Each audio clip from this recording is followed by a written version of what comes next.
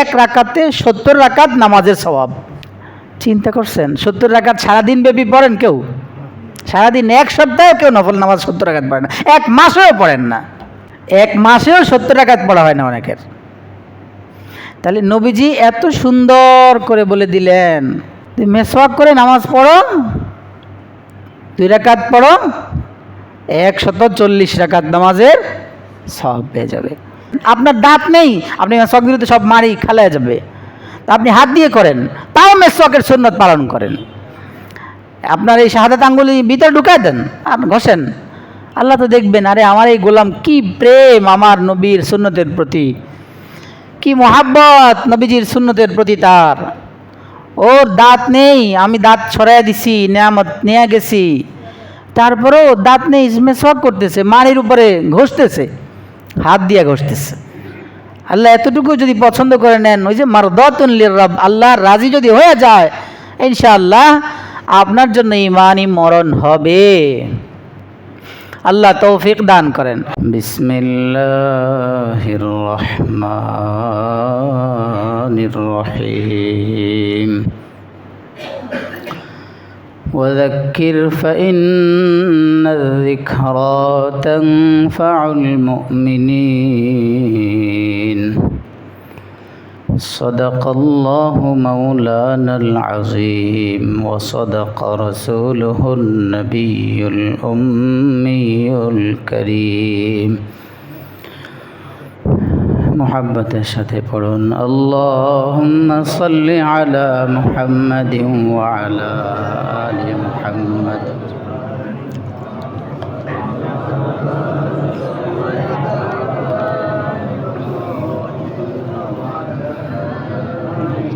সুন্নতের নিয়ত করবেন না এখন, এই যে কর্নারে যিনি সুন্নতের নিয়ত করতেছেন বসেন। আল্লাহুম্মা বারিক আলা মুহাম্মাদিন।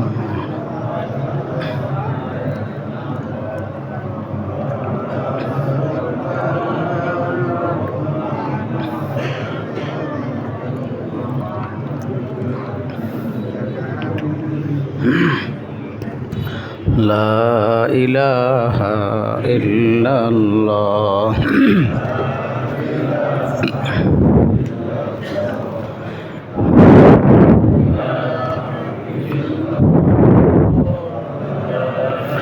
লা ইলাহা ইল্লাল্লাহ, লা ইলাহা ইল্লাল্লাহ।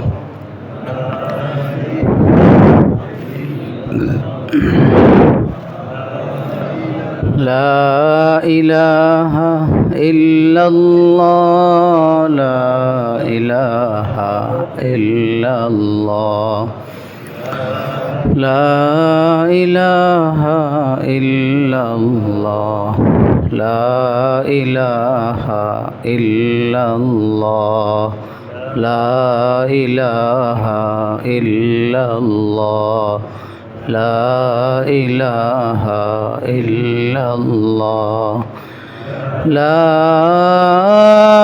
ইলাহা ইল্লাল্লাহ মুহাম্মাদুর রাসূলুল্লাহ সাল্লাল্লাহু আলাইহি ওয়াসাল্লাম। আলহামদুলিল্লাহ সুম্মা আলহামদুলিল্লাহ। রব্বুল আলমিনের দরবারে আলিশানে অসংখ্য গণিত শুকর, যিনি দয়া ও মায়া করে আমাদেরকে তার ঘরে মেহমান হওয়ার সুযোগ দিয়েছেন। পড়ুন আলহামদুলিল্লাহ।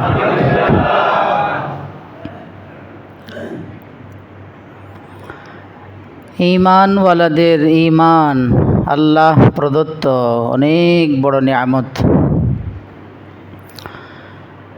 ঈমান এটা কত বড় দৌলত আমরা বুঝতে পারি না। যখন মৃত্যুর সময় একেবারে ঘনিয়ে আসে, মুহূর্তের মধ্যেই মরবে, ওই সময় ঈমানওয়ালা ঈমানের কি দাম, কি ফলাফল সেও দেখতে পায়, বেঈমান কাফের যে সেও তখন ঈমানের কি মূল্য, ঈমানের কি দাম এটা সেও বুঝতে পারে। যার ফলে ওই সময় সে বলতে শুরু করে লা ইলাহা ইল্লাল্লাহ, স্বীকার করার জন্য চেষ্টা করে। কোরআন দলিল। ফেরাউন এবং তার বাহিনী সবগুলো বেঈমান না ঈমানদার? যখন মরে যায় জিবরিল আলাইহিস, যখন সে নীল নদে ডুবে মরে, সারা জীবন মুসা আলাইহিস সালাতু ওয়াস সালাম ঈমানের দাওয়াত দিয়েছেন, কিন্তু মুসা আলাইহিস সালাতু ওয়াস সালামকে মানে নাই, প্রত্যাখ্যান করেছে। আরও কত জুলুম মুসা নবীর প্রতি সে করেছে। কিন্তু যখন মরে যায় চুবানি খেয়ে, ওই সময় সে বলে উঠল আমান্না বিরব্বি মুসা ওয়া হারুন। এবার ঈমান আনে। ফালাউলা ইযা বালাগাতিল হুলকুম পর্যন্ত পৌঁছে গেছে, এখন আর ঈমানের কোনো দাম আল্লাহর কাছে। ফালাউলা ক্বরিয়াতুন আমানাত ফানাফাআহা ঈমানুহা ইল্লা কওমা ইউনুস। এটা শুধু ইউনুস আলাইহিস সালাতু ওয়াস সালামের যে কওম, তাদের জন্য আল্লাহ আলাদা করেছেন, ইস্তেসনা করেছেন, ওদের জন্য ঈমানের এই সুযোগটুকুন দিয়েছেন। এছাড়া পৃথিবীর বুকে আল্লাহর কোরআন বলেন আর কাউকে মৃত্যু ঘনিয়ে আসার পরে, আজরাইল এবং সাকরাতুল মউত শুরু হয়ে যাওয়ার পরে কাউকে ঈমান আনলেও তার ঈমান গ্রহণযোগ্য না কারো আল্লাহর কাছে। তো ফেরাউন তখন ঈমানের দাবিদার হিসাবে বলতে শুরু করলো আমান্না বিরব্বি মুসা ওয়া হারুন, আমানতু বিরব্বিল আলামিন, রব্বি মুসা ওয়া হারুন, এভাবে খুব বলতে শুরু করছে। তাফসীরের কিতাবের মধ্যে রেখে জিবরিল আলাইহিস সালাতু ওয়াস সালাম আল্লাহর হুকুমে কাদামাটি নিয়ে ওর মুখের মধ্যে ঢুকিয়ে দিছে যে তোর ঈমান এখন আর আল্লাহর কাছে গ্রহণযোগ্য না। ঈমান গ্রহণযোগ্য হওয়ার যে সময় তোকে বেঁধে দিয়েছেন আল্লাহ, সেটা শেষ। এখন আর ঈমান আনলে ঈমান কবুল হবে না। তাহলে বোঝা গেছে ওই সময়টা ওরাও বুঝে। এটা প্রমাণ করে না, এই ঘটনাতে এটাই প্রমাণ করে বেঈমান যে যখন দেখে মরে যাবে তখন তার সামনে আযাব গজব, জাহান্নামের ভয়াবহ শাস্তি যখন তুলে ধরা হয়, তখন সে বাঁচার জন্য বলতে শুরু করে ঈমান আনছি, ঈমান আনলাম। তো ওই ঈমান কবুল হয় না। আর ঈমানদাররা বুঝে না, তারপরও ঈমান এর উপরে অটল ছিল অথবা বুঝে শুনে ছিল। তো যখন সে মারা যায় মৃত্যুর আগ মুহূর্তে, তখন সে দেখে কি ফলাফল তার, জান্নাতি নেয়ামত, নাজ নেয়ামত তার সামনে আসে। তখন যে বুঝে আসে যে আমি তো পাশ করেছি, আমি যা করেছিলাম এটা ভালোই করেছিলাম। কিন্তু বিষয় হলো ঈমান এটা কত বড় নেয়ামত আমরা এখন বুঝি না। আমাদের বোঝা দরকার। ঈমান হারা করার জন্য মৃত্যুর আগ মুহূর্তে শয়তান জান তোর মেহনত করে। এই জন্য হালকা পাতলা দুর্বল ঈমান যাদের, ওরা ওই মুহূর্তে বেঈমান হয়ে যায়। আমরা দেখি মুসলমানের সন্তান, মুসলমানের ঘরে জন্ম, মুসলমানের গুরুস্থানে কবর দেওয়া হচ্ছে, মুসলমানদের ইমাম সাহেব মুসলমানদের মসজিদে মাঠে জানাজা হচ্ছে, কিন্তু ভিতরে ঈমান এমন বহু আছে, কারণ ঈমান নিয়ে যাইতে পারে নাই। এই জন্য ঈমানকে মজবুত করার জন্য মেহনত করা, দিনরাত ঈমানি আলোচনা, ঈমানি মুজাকারা, ঈমানি কিসাস শুনতে থাকা। নাহলে শয়তান সর্বশেষ মুহূর্তে বড় বড় পিসাবের ছবি ধরে আসবে, তার বাবার ছবি ধরে আসবে, মায়ের ছবি ধরে আসবে। আপন বাবা মা নাই, মরে গেছে, আয়সা বলবে আমি তোমার বাবা। তুমি এই লোক যা বলতেছে ওর কথা শোনো। বাবা বলবে এই লোক যা বলে ওর কথা শোনো। মায়ের ছবি ধরে আসবে, মা তার পক্ষে হয়ে কথা বলবে। আপনার পরিচিত দের অন্য কারো ছবি ধরে আইসা আপনাকে বলবে, বাস সে বলে যেটা এটা সত্য।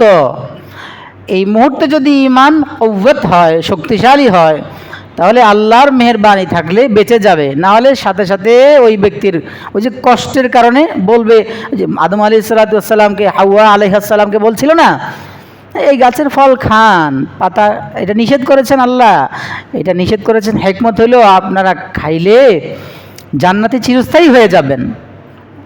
উল্টাটা বুঝেছে আর কি। তখন আব্বা আম্মাকে খাওয়াই দিছে, আগে আম্মা জানকে খাইয়েছে, পরে আব্বা খাইয়েছেন। তো এই জন্য প্রিয় ভাই, ঈমান এটা অনেক বড় নেয়ামত। এই ঈমান যেন আমাদের মজবুত হয়, ঈমানই মৃত্যু যেন হয়, ঈমান নিয়ে যেন যেতে পারি। আল্লাহর কাছে দোয়া করা, সব সময় আল্লাহর কাছে বিশেষভাবে দোয়া করা।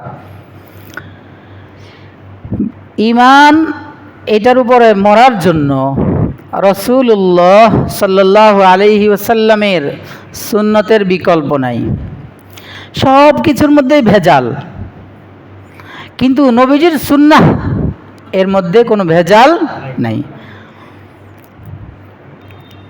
এই নির্ভেজাল জিনিসগুলোর উপর যদি আমল করে যান, তাহলে ইনশাআল্লাহ আশা করা যায় আপনি ঈমান নিয়ে দুনিয়া থেকে যেতে পারবেন। নবীজির সুন্নাহ অনেক। এক সুন্নাহ সবাই জানি, মুজাকারার জন্য বলি, কিন্তু করি না তো, এই জন্য একটা সুন্নত, যেই সুন্নতটার উপর লাগাতার ধারাবাহিকতার সাথে যদি আমল করি, তো এই হাদিসের ব্যাখ্যায় মুহাদ্দিসিন কেরাম বলেন, ইনশাআল্লাহ আল্লাহ রব্বুল আলামিন তাকে ঈমানি মরণ দান করবেন। কি সেই আমল? আসসিওয়াকু মাতহারাতুন লিল ফামি ওয়া মারদাতুন লিররব। সেই দামি সুন্নতের নাম হলো মিসওয়াক। কি ভাই? মিসওয়াক। আমাদের আসাতেজায়ে কেরাম আমাদেরকে একেবারে ছোটবেলা থেকে, এর আগে আব্বা আম্মা আমাদেরকে শিখিয়েছেন। আপনারা কেউ আছেন যে আপনাদের আব্বা আম্মা শিখিয়েছেন ছোটবেলা থেকে মিসওয়াক করা? অথবা কেউ আছেন যে আপনাদের উস্তাদরা আপনাদেরকে খুব তাকিদ দিয়েছেন? নাই, সংখ্যা থাকলেও কম, যার কারণে সেই অভ্যাস খুব কম মানুষের। আমাদের উস্তাদরা মাঝে মাঝে বলতেন, আমরা বলতাম মেসওয়াক করি, তো সতর্কতার জন্য, আরও গুরুত্বের জন্য বলতো মেসওয়াক বের করো, ঘন্টার মধ্যেই মেসওয়াক বের করে দেখাইতে হইতো, এই যে উস্তাদজি আছে মেসওয়াক, সবার পকেটে পকেটে মেসওয়াক তালাশ করতেন। তখন বিরক্ত লাগতো, কেন, দরকার কি, মেসওয়াক তো করি, আবার এটা পকেটে নিয়ে রাখতে হয়, বেজাল, এক জায়গায় রেখে দিই, কিন্তু হুজুরে জিজ্ঞেস করবে এই জন্য মেসওয়াক এটা পকেটে রাখতে হয়। কিন্তু সেটা আজ পর্যন্ত কাজে আসে, ওই গুরুত্ব, সেটা যদি তখন উস্তাদরা আব্বা আম্মা ফিট করে না দিতেন, ওই আমলের উপরে উঠে না দিতেন, তাহলে মেসওয়াক এত সহজ না। কারণ শয়তান তো চাইবে আপনাকে আমল থেকে দূরে সরিয়ে দেওয়ার জন্য। আচ্ছা, শয়তান কি কখনোই চাইবো যে একটা আমল থেকে দূরে সরার জন্য সে পারতেছে না, তাহলে সে চাইবো কিভাবে করলে আমলটা সে তো করবেই, আচ্ছা করো, কিভাবে করালে আমলে সব কম হবে, এইটা ফিকিরও করবে সে। আপনি একবার মেসওয়াক করে 2 রাকাত নামাজ পড়লেন, 1 রাকাতে 70 রাকাত নামাজের সওয়াব। চিন্তা করছেন? 70 রাকাত সারাদিন ব্যাপী পড়েন কেউ? সারাদিন, 1 সপ্তাহে কেউ নফল নামাজ 70 রাকাত পড়েন না, 1 মাসেও পড়েন না, 1 মাসেও 70 রাকাত পড়া হয় না অনেকের। তাহলে নবীজি এত সুন্দর করে বলে দিলেন, মেসওয়াক করে নামাজ পড়ো, 2 রাকাত পড়ো, 140 রাকাত নামাজের সওয়াব পেয়ে যাবে। আর মাতহারাতুন লিল ফাম, দুনিয়াবি যেটা, সেটা তো আমরা জানি, মুখের দুর্গন্ধ, মুখের যে দুর্গন্ধ, এটার জন্য মেসওয়াকের বিকল্প নাই। মেসওয়াক যে যত বেশি করবে, আল্লাহর হাবিব বলেন তার মুখের গ্রাণ তত বেশি ছড়াবে, মুখের পবিত্রতা তত বেশি আসবে। আর ঈমান নিয়ে যাওয়ার জন্য মুখে দুর্গন্ধ থাকা যাবে না। মৃত্যুর আগ মুহূর্তে ঈমানই মরণের জন্য আপনার মুখ থাকতে হবে পরিষ্কার। এই জন্যই তো পেঁয়াজ অথবা এই জাতীয় বদবু যেগুলোতে গন্ধ আসে সেগুলো খেয়ে নামাজ পড়তে আসা, নামাজে দাঁড়ানো মাকরুহ। কেন? আপনি নামাজে দাঁড়ান, আপনার নামাজকে আপনার সাথে ফেরেশতারা থাকেন, আপনার কাঁধে ফেরেশতারা থাকেন, আপনার সাথে দাঁড়ায় ফেরেশতারা নামাজ পড়েন। এই জন্যই তো আমরা যখন সালাম ফিরে আসসালামু আলাইকুম ডান দিক এবং আসসালামু আলাইকুম বাম দিক, দোনো দিকেই সালাম ফিরানোর সময় ফেরেশতাদের নিয়ত করা সুন্নাহ, এক আমল না? তাই বুঝা যায় ফেরেশতারা আছে। এই জন্য ফুকাহা ইকরাম লিখেন পেঁয়াজ ইত্যাদি যারা বিড়ি খান আল্লাহ হস্তে ছাইড়া দেন। এগুলো আলামত হলো দুনিয়ায় বিড়ি খাওয়া। ফুকাহা আউলিয়া ইকরাম বলেন আলামত যে সে আগুনের সাথে সম্পর্ক তার, ও দুনিয়া থেকে আগুন নির্বাচন করেছে, তাহলে তার মরণের পরেও আগুন তার নির্বাচিত হবে। আপনি বিড়ি খেয়ে যতই পরিষ্কার করেন মুখেটা, ঠোঁটিটা কালো হয়ে কেমন দেখা যায়। আবার কিছু আছে সন্তান, ছোট ছোট বাচ্চারা ওদের সামনে খায়, ওদেরকে দিয়া ওই মনে করেন কয়েক টাকা দিয়ে পাঠায় দেয়, তুমি 5 টাকার চকলেট খাও, বাবার জন্য একটা বিড়ি নিয়ে আসো, নাউজুবিল্লাহ। এটা কি আদর্শ বাবা? কোন বাবা আদর্শবান বাবা এটা করতে পারে? আরে তুমি নোংরামি করো, তোমার ছেলেকে তুমি কিভাবে এই জিনিসটা হাতে ধরায় দিলা? উচিত তো ছিল তুমি খাওয়া বন্ধ করে দেওয়া। খাইতেছ তো চুপে চাপে খাও।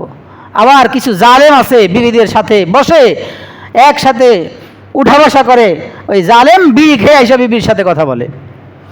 ওই বেচারি কিছুতে আছে মাশাল্লাহ ভদ্র, বলে না, সহ্য করে যায়, কিন্তু কষ্ট হয়। এই কষ্ট জুলুম, এটা কবিরা গুনাহ, এটা হারাম। আপনি যে আপনার বিবির সাথে শুয়ে শুয়ে কথা বলছেন, প্রত্যেকটা কথায় যে তার কলিজায় গিয়ে লাগে, গন্ধটা যে দেমাগে গিয়ে লাগে, সে বলছে না ভদ্রতার পরিচয় দিচ্ছে আপনার সম্মান রক্ষার্থে। এটা আপনি তো আদর্শ স্বামী না। আপনার উচিত ছিল এগুলো বন্ধ করে দেওয়া। হায়, আমি কিভাবে নাপাক জিনিস মুখে নিচ্ছি। তো প্রিয় ভাই, আসওয়াকু মাতহারাতুন লিল ফাম, মিসওয়াক দুনিয়াবি ফায়দা হলো প্রত্যেকের মুখ কি রাখে? পরিষ্কার পরিচ্ছন্ন রাখে, পাক রাখে। আর পাক সাফ থাকা আলামত যে ইনশাআল্লাহ মৃত্যুর সময় ফেরেশতারা আমার সাথে আসবে, আমাকে তালকিন করাবে, আমাকে অভয় দিবে, আমাকে আশ্বাস দিবে, ওই যে জান্নাতের সুসংবাদ শোনো। আপনি দুর্গন্ধ নিয়ে মরবেন, আল্লাহ পাক ফেরেশতারা আপনাকে সহায় দিবে, আপনার সাথে আসবেন না? আসবে যেটা তো কোরআন দলিল, নাহনু আউলিয়াউকুম ফিল হায়াতিদ দুনিয়া ওয়া ফিল আখিরাহ। আসবে ওরা, আর বলবে লা খাউফুন আলাইহিম। আপনি দুর্গন্ধ নাপাক, আপনাকে বলবে লা খাউফুন আলাইহিম। এত সহজ না। আর মিসওয়াক করলে আল্লাহ রাজি হয়ে যান। আল্লাহ কি হয়ে যান? রাজি হয়ে যান। মিসওয়াক করার দ্বারা মুখ পরিষ্কার হয়, মিসওয়াক করার দ্বারা আল্লাহ বান্দার উপর রাজি হন। মিসওয়াক করলে 1 রাকাত নামাজ পড়ে 70 রাকাত নামাজের সওয়াব পাওয়া যায়। মিসওয়াক করলে 100 ফায়দার অন্যতম বিশাল ফায়দা হলো ঈমানই মরণ হয়। কি মরণ হয় ভাই? চাই না ঈমানই মরণ? সবাই চাই, কিন্তু কি কাজগুলো করলে ঈমানই মরণটা সহজ হবে সেটা শুনতেও রাজি না, শিখতেও রাজি না, করতেও রাজি না। আজ থেকে মিসওয়াক করবো ইনশাআল্লাহ। কারা কারা করবো ইনশাআল্লাহ দেখান তো আল্লাহকে। আল্লাহ হাতগুলোকে আপনার নবীর সুন্নতের জন্য কবুল করেন। সবাই নামায় দেন। যে কোনো মিসওয়াক আপনি ব্যবহার করেন। আচ্ছা, ব্রাশ করেন আপনি, ঘুমানোর আগ মুহূর্তে করেন বা ঘুম থেকে উঠে করেন, কিন্তু এই আপনি নামাজে আসবেন, 5 ওয়াক্ত নামাজে 5 বার কমপক্ষে যেন মিসওয়াক হয়। খেজুরের ডালা হোক, কিনা মিসওয়াক পাওয়া যায়, যার যে কোনো গাছের রস পছন্দ হয় আপনি সেটা দিয়ে করেন। তবে মুস্তাহাব হলো তিতা জাতীয় ডালা হলে সওয়াব বেশি। করেন, যার যতটুকু সুযোগ আছে নেন। আপনার দাঁত নেই, আপনি মেসওয়াকগুলোতে সব মারি খালায় যাবে, তা আপনি হাত দিয়ে করেন, তাও মেসওয়াকের সুন্নত পালন করেন। আপনার এই শাহাদাত আঙ্গুলি ভিতরে ঢুকায় দেন আর ঘষেন, আল্লাহ তো দেখবেন, আরে আমার এই গোলাম কি প্রেম আমার নবীর সুন্নতের প্রতি, কি মোহাব্বত নবীজির সুন্নতের প্রতি তার। ওর দাঁত নেই, আমি দাঁত ছড়াইয়া দিছি, নেয়ামত নিয়ে গেছি, তারপরেও দাঁত নেই, মেসওয়াক করতেছে, মাড়ির উপরে ঘষতেছে, হাত দিয়ে ঘষতেছে। আল্লাহ এতটুকু যদি পছন্দ করে নেন, ওই যে মারদাতুন লির-রাব, আল্লাহর রাজি যদি হয়ে যায়, ইনশাআল্লাহ আপনার জন্য ঈমানি মরণ হবে। আল্লাহ তৌফিক দান করেন। তো কিছু সুন্নত বলছিলাম, কোন দিকে, কিছু সুন্নত এর উপর আমল করলে ইনশাআল্লাহ ঈমানি মরণ হবে। এর মধ্যে একটা সুন্নত বললাম, কি করা? মিসওয়াক করা। করবো ইনশাআল্লাহ, আজকেই ডালা নিয়ে নিব, এই জুমার পরে এখানে বসে যদি ওরা থাকে থাকলো, নাহলে আগে পরে ইনশাআল্লাহ ব্যবস্থা করব। ছোট করে নিলে পকেটে রাখা যাবে। আর যদি আপনি সব সময় আপনার বাসা থেকে উজু করে আসেন, এবং এটাই উত্তম, সওয়াব বেশি, এটাই উত্তম, এটাই ফজিলত বেশি, নিজের বাসা থেকে নিজের অবস্থান থেকে উজু করে ধীরে ধীরে ছোট ছোট পায়ে মসজিদে আসা। এই ঘটনা অনেক শুনেছি আরও, এই হাদিস। তাহলে আপনার ওই বাসায় গোসলখানা রেখে দিলেন, যেখানে উজু করেন ওখান থেকে উজুর আগে করে নিলেন, আবার রেখে দিলেন, আবার করলেন, আবার রেখে দিলেন। অথবা আপনি এক একবার এক এক জায়গায় উজু করেন, তো ঠিক আছে, পকেটে রেখে দেন। এটা কি ভার হয়ে যাবে? নবীজির সুন্নাহ আপনার পকেটে থাকবে, আরে মরলে তো বোঝা যাবে যে নবীজির সুন্নাত পকেটে ছিল। এই একটা সুন্নাহ দেখেও তো মানুষ বুঝবে যে মুসলমান। কারণ আমাদের তো এখন মুসলমান ও মুসলমানের মধ্যে পার্থক্য বোঝা যায় না। ওর যেমন চেহারা ক্লিন পরিষ্কার, ওর যেমন প্যান্ট শার্ট টাই পরা, আমার আপনারও তেমন, বোঝা যায় না তো। সালাম দিতে সময় অনেক সময়, এই জন্য তো ফুকাহায়ে কেরাম লিখছে মাকরু সালাম দেওয়া, অনেক সময় সালাম দেই না ইচ্ছা করেই, বুঝার উপায় নাই তো।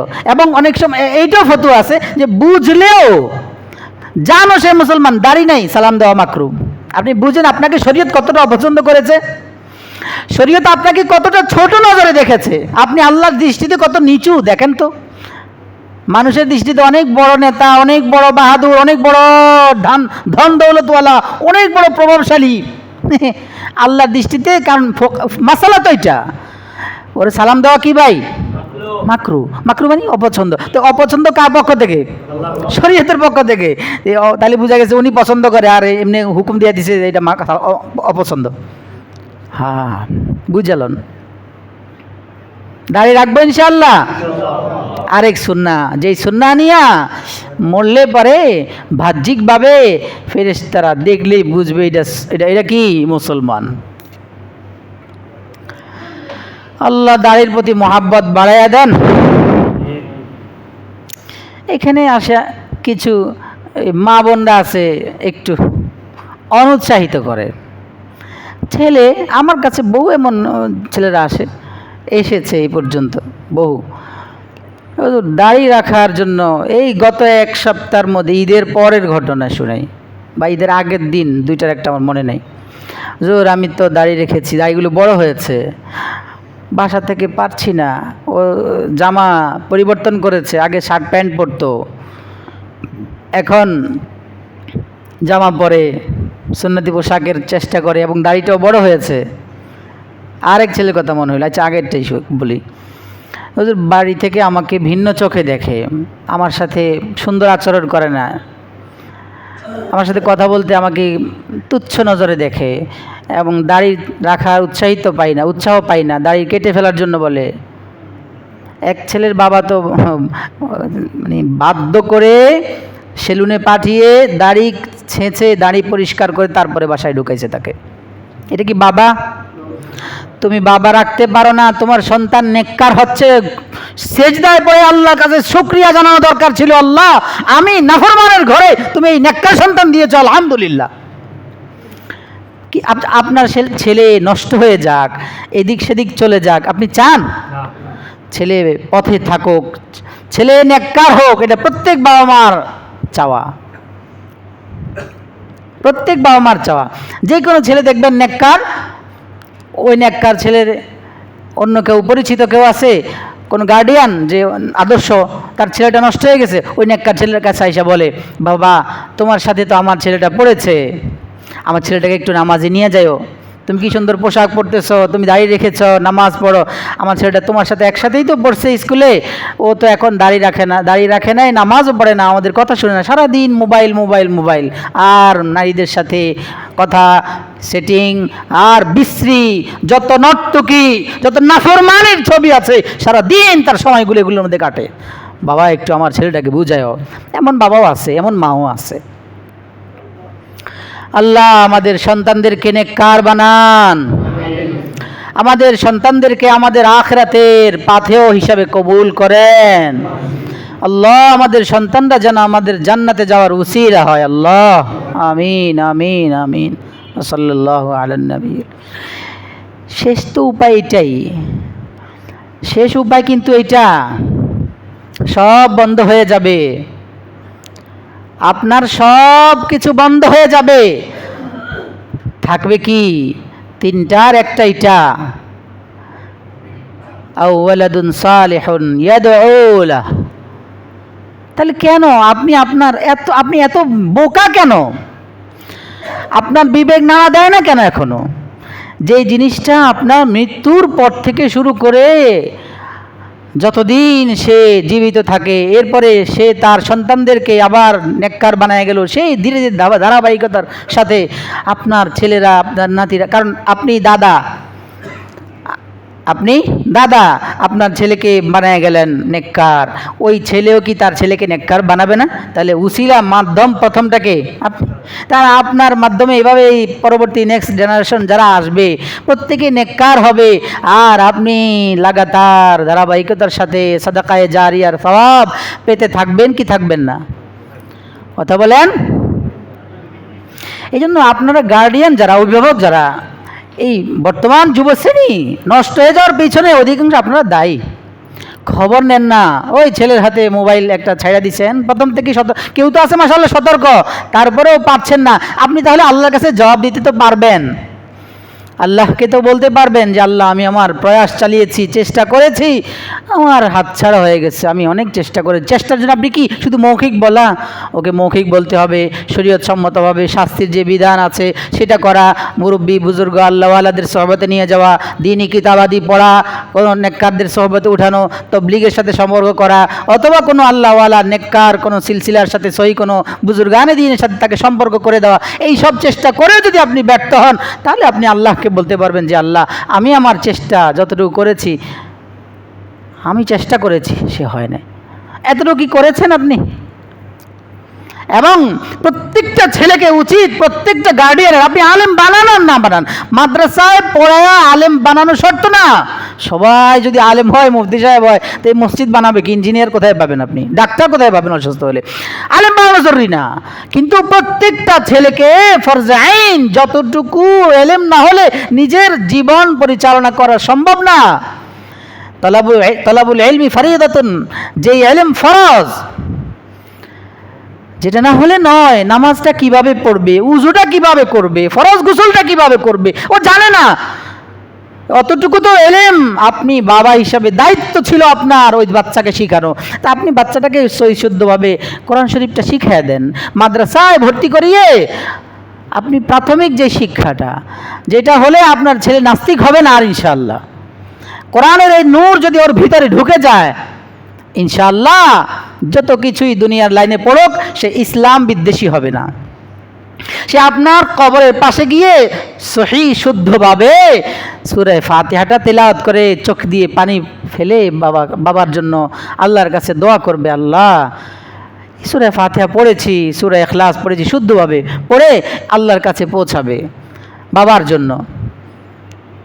আর যদি আপনি ছেড়ে দিলেন, তা আপনার কবরের পাশে যেদিন প্রথম মরছেন ওই গাড়ায় আসবে, কবর দিবে না, গাড়ায় আসবে, কারণ কবর দেওয়ার তরিকা তো সে শিখে নাই। কবর দেওয়ার পরে 45 মিনিটের সেই বিশেষ আমল, যে আমলের উসিলা হাদিসে সুসংবাদ এসেছে জান্নাতি হওয়ার, সে আমল তো সে জানে না, করবে কিভাবে? আপনার সেটা তো নেককার না। এজন্য প্রিয় ভাই, প্রথম 3-4-5 বছর আপনার ছেলেকে কোনো কওমি মাদ্রাসায় কোনো যে সমস্ত মাদ্রাসাগুলোতে সত্যিকার অর্থে দ্বীনি ইলম শেখানো হয়, কোরআনটাকে সত্যিকার অর্থে শুদ্ধ করে বিশুদ্ধভাবে শেখানো, আর ওখানে একটু ভর্তি করা শিখান কিছুদিন। এখন তো অনেক মাদ্রাসা, আপনারা মনে করেন যে এটা কাছে আছে, কাছে দিলেই দিয়ে দিই, মাদ্রাসার কাছে আছে দিয়ে দিলাম না, কাছে থাকা আর দূরে থাকা এটা বিষয় না, দেখতে হবে আমাকে আমার প্রতি মাসের বেতন যেটা দিচ্ছি এটার ফলাফল আমার বাচ্চার মধ্যে ফুটছে কিনা। হ্যাঁ, এমন বহু মুসল্লি আমার কাছে শুনিয়েছে, ভর্তি করাইছি হুজুর এটা বাসার কাছে, এই জন্য বলে 2-1 বছর পরে 3 বছর পরে হুজুর 0 3 বছর পড়ছে, কিছুই তো পারে না। তারপরে পরামর্শ দিলে আরেক জায়গায় নেয়, তো বলে যে মাশাআল্লাহ হুজুর সুন্দর, তারপর অনেক সুন্দর হয়ে গেছে, বিশুদ্ধ পড়তে পারে, তাই এক সময় নিয়ে আইসেন তো শুনেন, আসলেই মাশাআল্লাহ ভালো। না আপনারা মনে করেন কোন জায়গায় 500 টাকা দিয়ে একবারে দই পুরো মাস খাওয়ানো যায়, থাকানো যায়, এটা চিন্তা করে কিছু গার্ডিয়ান, আপনাদের কথা না, কিছু গার্ডিয়ান আছে এমন অভিভাবক, আর কিছু আছে মাশাআল্লাহ 500 100 1000 এটা দেখার বিষয় না, কোথায় পড়া ভালো কাছে দূরে এটা দেখা, আমার বাচ্চা কোথায় ভালো লাগলে আমার বাসা পরিবর্তন, আমাদের আকাবেররা এটাই বলেন, জামিয়াতুল উলুমুল ইসলামিয়ার শাইখুল হাদিস মাওলানা মাহমুদুল হাসান সাহেব বলেন বাচ্চা হাফেজ বানাবেন, আপনার সব কিছু ত্যাগ করেন, যেখানে পড়া ভালো ওখানে নিয়ে যান, বাসা মাদ্রাসার পাশে নেন, আপনি লাগলে দূরত্বের সাথে চাকরির জন্য কষ্ট করেন, কিন্তু বাচ্চাকে মানুষ বানানোর জন্য যেখানে হলে বাচ্চা মানুষ হবে সেখানে শুরু করে দেন। কোত্থেকে গেলাম, আলোচনা শুরু করেছিলাম যে কিছু আমাদের ঈমান নিয়ে মরার জন্য কিছু আমল যেগুলো করলে, কিছু সুন্নাহ, যেই সুন্নাহগুলোর উপর আমল করলে আল্লাহ রাব্বুল আলামিন আশা করা যায় ইনশাআল্লাহ, নবীজির হাদিসের ঘোষণা সুসংবাদ থেকে আমরা বুঝি ইনশাআল্লাহ ঈমান নিয়ে মরতে পারবো ইনশাআল্লাহ। একটা আমল কি বলেছিলাম? মেসওয়াক। এখান থেকে ওদিকে গেলাম, করবো ইনশাআল্লাহ সবাই? হাত তুলেছেন তো? হাতটা আল্লাহ দেখেছেন, আজকে থেকে ইনশাআল্লাহ করবো সবাই। আল্লাহ মেসওয়াকের উপর আমল করে নবীজির সুন্নতের মহাব্বত আরো বেশি দিলে বসানোর তৌফিক দান করেন। 2 নম্বর আরেকটা সুন্নাহ, উজুর পরে কালিমায়ে শাহাদাত পড়েন। উজুর পরে কি পড়েন? কালিমায়ে শাহাদাত পারেন সবাই? দেখি পড়েন তো, মাশাআল্লাহ আপনারা সবাই পারেন। আশহাদু আল্লা ইলাহা ইল্লাল্লাহু ওয়াহদাহু লা শারীকা লাহু ওয়া আশহাদু আন্না মুহাম্মাদান আবদুহু ওয়া রাসূলুহু।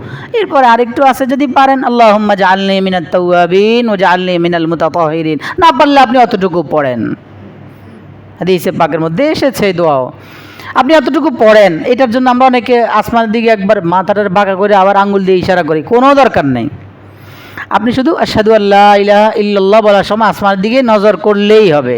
আচ্ছা আপনি গোসলখানায়, তখন তো আসমান দেখা যায় না, তখন উপরের দিকে তাকিয়ে একটু বললেই আশহাদু, ওই যে আল্লাহ ইলাহা ইল্লাল্লাহ বলার সময় আশহাদু আল্লাহ ইলাহা ইল্লাল্লাহ, বাস ইশারা করতে হবে না, চাঁদ 2 টুকরা করতে হবে না আপনার। এই মর্যাদা নবীজি দেখাই দিয়েছেন আগেই, ওইটা বিশ্বাস করলেই হবে। এই আমলটা করলে নবীজি বলেন ওর জন্য জান্নাতের 8টি দরজা সাথে সাথে খুলে যায়, স্বাগত জানায় প্রতিটা দরজা, আসো আমার ভেতর দিয়ে ঢুকো। তাহলে যে ব্যক্তি কালিমায়ে শাহাদাত পড়লো তার জন্য জান্নাতের কয়টা দরজা খুলে যায়? তা 8টা দরজা বেঈমানের জন্য খুলবে, ঈমানদার। তাহলে এখান থেকে মুহাদ্দিসিনে কেরাম বলেন এই আমল, এই সুন্নাহর উপর যদি কেউ আমল করে, যেহেতু জান্নাতের দরজা খুলে যায়, বোঝা যায় সে ঈমান নিয়ে যেতে পারবে ইনশাআল্লাহ। ঈমান নিয়ে মরার কারণেই তার জন্য জান্নাতের 8টি, আচ্ছা ঢুকবে তো 1 দরজা দিয়ে, 8 দরজা দরকার কি খোলা? এটা তার সম্মান, ইস্তেকবালের জন্য, সম্মানের জন্য গেট অনেকগুলো, এদিক দিয়ে একটা করে ওদিক দিয়ে একটা করে, সবগুলো দিয়ে কি মেহমান আসে? একদিকের একটা দিয়ে ঢুকে যান। তো ঠিক জান্নাতের 8টি দরজা খুলে দিয়ে আল্লাহ তাকে সম্মান জানিয়েছেন, এটা আমার প্যার, এটা আমার প্রিয় বান্দা, ও আমার নবীর ইশক আর মুহাব্বত, সুন্নাতের প্রতি তার ভালোবাসা অনেক বেশি ছিল। আল্লাহ আমাদেরকে তৌফিক দান করেন। 2 নম্বর সুন্নাহ কি বললাম? যে আমল করলে আমাদের জন্য ঈমানি মরণ সহজ হবে ইনশাআল্লাহ। কি ভাই? হ্যাঁ, কালিমায়ে শাহাদাত কোন সময়? উজুর আগে, উজুর পরে, উজু শেষ, এরপরে কি? কালিমায়ে শাহাদাত। কালিমায়ে শাহাদাত ঈমানি কালিমা। আল্লাহ কালিমায়ে শাহাদাত পড়ার তৌফিক দান করেন। 3 নম্বর ওই দোয়া, যেই দোয়া আল্লাহ শিখিয়েছেন, রব্বানা লা তুজিগ কুলুবানা বা'দা ইয হাদাইতানা ওয়া হাব লানা মিন লাদুনকা রাহমাহ ইন্নাকা আনতাল ওয়াহ্হাব। এই যে মিন লাদুনকা রাহমা আইল ঈমান, আল্লাহ ঈমানের উপরে অটল রাখিও। লা তুজিগ কুলুবানা বা'দা ইয হাদাইতা, হেদায়েত দেওয়ার পরে অন্তর থেকে ঈমান ছিনিয়ে নিও না, আমাদেরকে বক্র বানায় দিও না, ঈমানের উপর অটল রাখো আল্লাহ। হেদায়েত তো দিয়েছ আল্লাহ। এই জন্য 5 ওয়াক্ত নামাজের পরে একটা আমল আপনি নিজে বানায় নেন আজ থেকে, কমপক্ষে 5 ওয়াক্ত নামাজ 5 বার, 5 ওয়াক্ত নামাজের পরে 5 বারই দোয়া পড়বো। আল্লাহ রব্বানা, হাত উঠান আর না উঠান জরুরি না, হাত উঠাইতে হবে এটা দোয়ার জন্য শর্ত না, হ্যাঁ আদাব মুস্তাহাব আমল। আপনি 5 ওয়াক্ত নামাজের পরে একটু 5 বার এই দোয়াটা মনোযোগ সহকারে পড়েন। আপনারা তো নামাজ ছিলেন আস্তাগফিরুল্লাহ আস্তাগফিরুল্লাহ, কি কন এটা আস্তাগফিরুল্লাহ আস্তাগফিরুল্লাহ কি? আপনি জানেন এখন আপনার দোয়া কবুল হচ্ছে আল্লাহর কাছে? প্রত্যেক সালাতে মাকতুবার পরে দোয়া, তাহাজ্জুদের সময় যেমন দোয়া কবুল হয়, ঠিক 5 ওয়াক্ত ফরজ নামাজের পরপর হাদিসের ভাষায় নবীজি বলেন 5 ওয়াক্ত সালাম ফেরানোর পরপর দোয়ার গুরুত্ব এমন আল্লাহর কাছে। আপনি ওই সময় আস্তাগফিরুল্লাহ বলছেন, মানে আপনি বলছেন আল্লাহ আমি তো কলঙ্কিত, কলুষিত, আমি তো নাপাক, আমি গান্দা, আমার জীবন ময়লা দিয়ে ভরা আল্লাহ। এবার আবেগ নিয়ে ছোট হয়ে আল্লাহকে বলেন আল্লাহ আস্তাগফিরুল্লাহ, মনোযোগ সহকারে পড়েন, 3 বার পড়েন, মানে আল্লাহ আমার সব জিন্দিগির সব নাফরমানি থেকে আমি তোমার কাছে ক্ষমা চাই। 3 বার এভাবে আল্লাহর কাছে যদি পেশ করেন, আল্লাহ অবশ্যই ইনশাআল্লাহ মাফ করে দিবেন। তবে সেটা হইতে হবে মনোযোগ সহকারে। তো ঠিক যে কোনো দোয়াই, যে কোনো আমল, এটা শুধু দোয়ার জন্য না, যে কোনো আমলই করবেন ওই আমলটা যেন ইতমিনানের সাথে হয়, খুশুয়ের সাথে হয়, খুদুয়ের সাথে হয়, খুব মোরাকাবা, খুব জেহেন হাজির রেখে দিল দিমাগ মনোযোগের সাথে যেন হয়। অল্প হোক কিন্তু সেটা যেন মনোযোগের সাথে হয়। সমস্ত আমাল যেন কিসের সাথে হয়? মনোযোগের সাথে হয়। ওটা অল্পতে বরকত বেশি, অল্পতে অনেক বেশি সওয়াব অর্জন করতে পারবেন। 3 নম্বরে আমল, সবার এই দোয়াটা কি মুখস্থ আছে? মনে হয় নাই এটা সবার। যাদের আছে পড়বেন, যাদের নাই শিখে নেবেন। আপনি ইমানি মরণ চান না? তো ইমানি মরণ চাইলে আপনি আমল কেন শিখবেন না? সব শিখলেন, দুনিয়ার সব কিছু পারলেন, সব কিছু শিখলেন, ইমানি মরণ ছাড়া জান্নাতে যাওয়া যাবে না। বেঈমান হয়ে মরলে চিরস্থায়ী জাহান্নামে যেতে হবে, এটা তো বুঝেন। তাহলে ইমানি মরণ চান, জান্নাতে যেতে চান, তাহলে কেন আমল শিখবেন না? শিখবো ইনশাআল্লাহ, চেষ্টা করবো ইনশাআল্লাহ। যারা পারেন পড়েন, তো পড়েন, দেখ কেমন পারেন, তাহলে বুঝে যাবে। হ্যাঁ, রব্বানা লা তুজিগ, আওয়াজ কম মানে সংখ্যা কম, এটাই চাইতেছিলাম। রব্বানা লা তুজিগ কুলুবানা বা'দা ইয হাদাইতানা ওয়া হাব লানা মিন লাদুনকা রাহমাহ ইন্নাকা আনতাল ওয়াহ্হাব, ইন্নাকা আনতাল ওয়াহ্হাব। আল্লাহ আপনি সবচেয়ে বড় দাতা, ইমানের নিয়ামত আমাদেরকে দান করেন, ইমানের নিয়ামতের উপরে অটল রাখেন, অবিচল রাখেন, পদস্খলন যেন না খেতে হয়। 4 হলো ইমান ও ইসলামের নিয়ামতের শুকরগুজার হওয়া, শুকরিয়া আদায় করা। কাজে কর্মে, কথাবার্তায়, চলা বলায় শুকরগুজার হওয়া। আলহামদুলিল্লাহ আল্লাহ ইমান দিয়েছেন, আলহামদুলিল্লাহ আল্লাহ মুসলমান বানিয়েছেন। আমরা তো এটা রাজি না, আমাদের কাজে কর্মে, উঠা বসায়, চলাফেরায় ইমান ইসলামের উপরে অসন্তুষ্ট বুঝাই আমরা। কারণ কাজ করি ওদের সাথে মিশে যায়, চলাফেরা আমাদের ওদের সাথে মিশে যায়, উঠা বসা তাদের সাথে মিল। অথচ রাসূল বলেছেন মান তাশাব্বাহা বিকওমিন ফাহুয়া মিনহুম, আল মারউ মা মান আহাব্বা। এজন্য এই আমলগুলো, সুন্নাহগুলোর উপর আমল করবো ইনশাআল্লাহ। ও আরেকটা সুন্নাহ, আল্লাহ মাফ করে দেন, আরেকটা সুন্নাহ হলো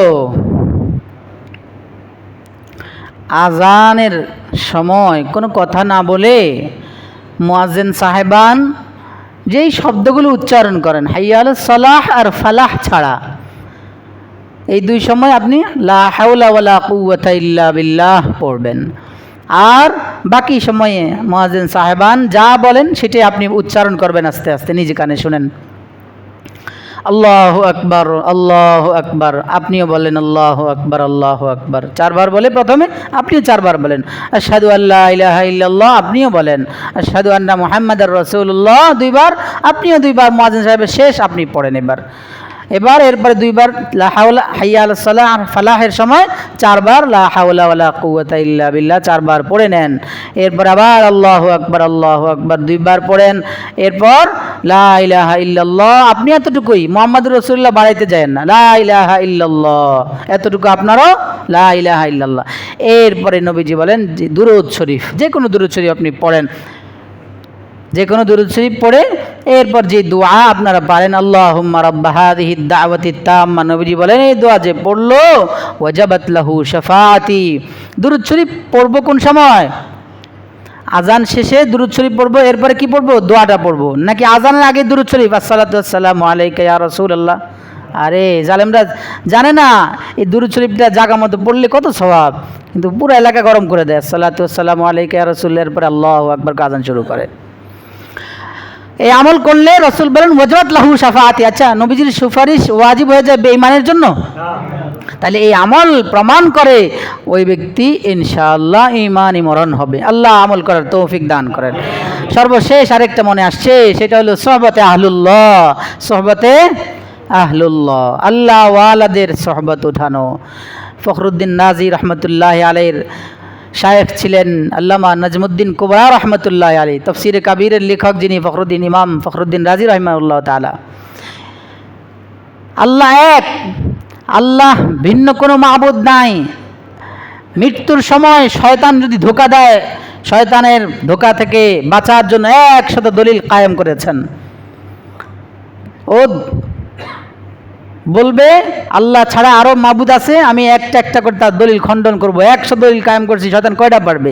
100টা শেষ। এখন 100 দলিল খণ্ডন করে ফেলছে, উনি দিছে, শয়তান বলছে, উনি খণ্ডন করছে, 100 দলিল শেষ না, তার মানে এখন শয়তান জয়ী হয়ে গেছে না? তাহলে বেঈমান হয়ে মারা যাইতেছে। আল্লাহু আকবার। আহলুল্লাহদের নেক নজর, তখন ওনার শায়েখ আল্লামা নাজমুদ্দিন কুবরা রহমতুল্লাহ আলাইহি উজু করছিলেন, কাশফ হয়ে গেছে। উজুর বদনা, উজুরতে শেষে পানি থাকে না, আল্লাহ পাক ওনাকে কলব খুলে দিলেন, এ তোমার মুরিদ বেঈমান হয়ে মারা যাইতেছে। তখন তিনি বদনার পানি সহ এভাবে নিক্ষেপ করে বললেন, এই ফখরুদ্দিন বলো বিনা দলিল আল্লাহ এক। আল্লাহ এক হওয়ার জন্য কোনো দলিল লাগে না, এটা আজহার মিনাশ শামস। তাহলে বুঝা গেল সোহবতে আহলুল্লাহ। এরকম বহু ঘটনা আছে। আমাদের এক বুজুর্গ ছিলেন, মৃত্যুর সময় সবাই তালকিন করায়, বলেন মানে বলেন বলতে হয় না, তালকিনের নিয়ম হলো পাশে বসে বসে জোরে জোরে একটু আওয়াজে লা ইলাহা ইল্লাল্লাহ, বাবা বলেন, চাচা বলেন, দাদা বলেন। এইটা বললে বিরক্ত হয়ে যদি বলে ফেলে জোরে রাখো, তাহলে কিন্তু নাউজুবিল্লাহ সমস্যা, বেঈমান হয়ে মারা যাওয়ার আশঙ্কা। এই জন্য শুধু জোরে একটু আওয়াজে, বেশি জোরে আওয়াজে না যে বিরক্ত লাগে এমন না, আস্তে আস্তে পড়া। তো ওনাকে বলেন লা ইলাহা ইল্লাল্লাহ পড়ায়, তো উনি কতক্ষণ পরেই আসসালামু আলাইকুম ওয়া রাহমাতুল্লাহ। এরপরে কয়, ওই সবাই দেখছো নি, কে আসছে জানো নি? কয় না, কেউ তো আসেনি। আরে হাফিজ হুজুর রহমতুল্লাহ আলাইহি আসছেন, অথচ হাফিজ হুজুর ইন্তেকাল করেছেন। এরপরে আবার কতক্ষণ পরে উনি বলছেন, ও হাফিজ হুজুর বলছেন লা ইলাহা ইল্লাল্লাহ পড়ার জন্য, তোমরাও পড়ো আমিও পড়ি। আর ওনারা কি তালকিন করাবে? এরপরে কতক্ষণ পরে আবার সালাম দেয়, আসসালামু আলাইকুম। আরে কে আসছে তোমরা দেখছো নি? পীরজি হুজুর আসছেন, উনিও ইন্তেকাল করছেন। এরপরে আবার কতক্ষণ পরে সালাম দেয়, বটগ্রামের পীর সাহেব, ওই যে মাওলানা আব্দুল হালিম সাহেব রহিমাহুল্লাহ তাআলা আসছেন। কেউ কই না, কেউ তো নাই। আসলে ওই যে আল্লাহওয়ালাদের সাথে উঠা বসা। কোন ফিদ ইয়া আইয়ুহাল্লাযীনা আমানুত্তাকুল্লাহা ওয়া কুনু মা'আস সাদিকিন। কোন মা'আস সাদিকিন, যে আল্লাহর নির্দেশ ছিল এটা ভালোভাবে আদায় করেছে। আল্লাহওয়ালাদের সংস্পর্শ, আল্লাহওয়ালাদের সোহবত উঠিয়েছে, যার ফলে মৃত্যুর সময় আল্লাহওয়ালাদের নেক চেহারা ভেসে উঠে সামনে, আর ওনাদের মাধ্যমে আল্লাহ তাদেরকে স্মরণ করায় দেয়, লা ইলাহা ইল্লাল্লাহ পড়ো। এটাই এখন চূড়ান্ত কথা। আল্লাহ আমলগুলো করার তৌফিক দান করেন। আর অনেকগুলো আমল আছে, এই আমলগুলো করলে আল্লাহ ইনশাআল্লাহ আশা করা যায় আমাদেরকে ঈমানি মরণ দিবেন ইনশাআল্লাহ। আল্লাহ আমাদের সবাইকে আমল করার তৌফিক দান করেন। কয়টা বললাম? 1 নম্বর মিসওয়াক করা, উজুর কথা বলেন আগে। 2 নম্বর উজুর পরে কালিমায়ে শাহাদাত পড়া। 3 নম্বর উজু আজানের সময় দোয়া, এবং আজানের জবাব দেওয়া। এরপরে 4 নম্বর রব্বানা লা তুজিগ কুলুবানা পড়া, আর 5 নম্বর হলো ঈমান ও ইসলামের শুকরগুজার হওয়া, শুকরিয়া আদায় করা। 6 বললাম যেটা সবচেয়ে বেশি গুরুত্বপূর্ণ, এটা হলে বাকি সবগুলো ঠিক থাকবে। আর এটা ছাড়া আপনি একা একা করতে যান, 2, 4, 5, 10 দিন করার পরে ব্যাটারির চার্জ দুর্বল হয়ে যাবে। জন্য আল্লাহওয়ালাদের সহবত যদি থাকে ইনশাআল্লাহ আশা করা যায় আল্লাহ ওই রশি, যেই রশি একবারে সহবতের তার এই রশি যেটা মুহাম্মদুর রাসূলুল্লাহ পর্যন্ত সিলসিলা অনুযায়ী গাথা লম্বা, এই রশির সাথে আপনি যখন উঠে যাবেন, এই গাড়ির উপরে যখন আপনি উঠে যাবেন, এই রেল লাইনে উঠে যাবেন, ইনশাআল্লাহ এই বগি একবারে মিশানো কোথাও পর্যন্ত, মুহাম্মদুর রাসূলুল্লাহ সাল্লাল্লাহু আলাইহি সাল্লাম পর্যন্ত। এটার সাথে যদি জড়ে যাইতে পারেন আল্লাহর দয়ায়, আল্লাহওয়ালাদের এই সিলসিলার বরকতে আল্লাহ হয়তোবা আপনাকে আমাকেও ঈমানই মরণ দান করবেন। আল্লাহ তৌফিক দান করেন।